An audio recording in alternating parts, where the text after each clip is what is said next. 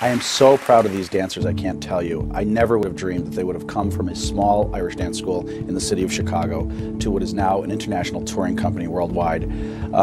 These are the daughters and sons of cops, butchers, accountants, and they are now ambassadors for the city and for the United States. And I'm just so proud of them. It's beyond words.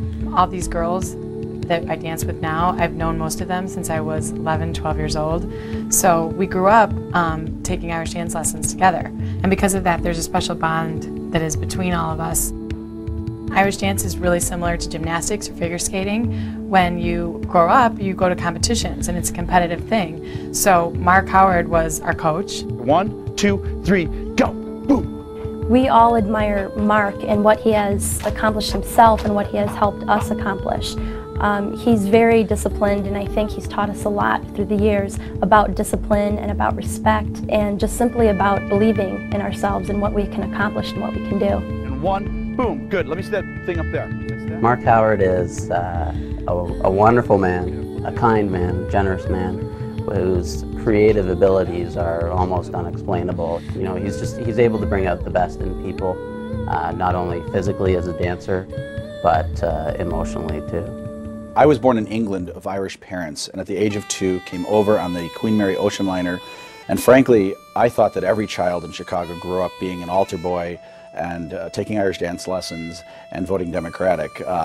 But one of my most vivid memories early on was my mother dressing me up in the Irish kilt, which my local friends would call a dress, and having me go down to St. Ignatius Parish 1 mile each way every St. Patrick's Day so that I could be paraded from one room to the next wearing the kilt so I could Irish dance for everybody, and I could hear the knuckles cracking in the back of the room. And when I'd go to recess, of course, I'd be in a lot of fist fights, and then I'd have the heck beat out of me all the way home. And when I get home, my Irish mother would tell me, well, if that's the way they behave, they're not your friends. And I'd be like, you think?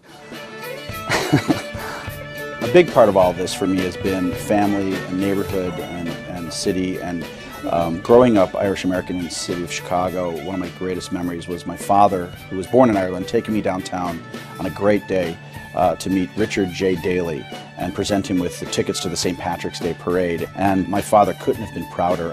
Who'd have thought, years later, that I would have even gone on to teach Irish dancing and that our Trinity Dance School would have done well. And we actually got to go back and present Richard M. Daley with the gold medal from the World Championships. So it's a wonderful legacy of sons and fathers and being Irish American growing up in this town. Very early on, I just had a dream to be an Irish dance teacher in the city, and at age 17 I had 25 kids in a park district somewhere in the Northwest Side. I started with Mark Howard. He was my first teacher, and actually my first class was in a bowling alley on the northwest side of Chicago.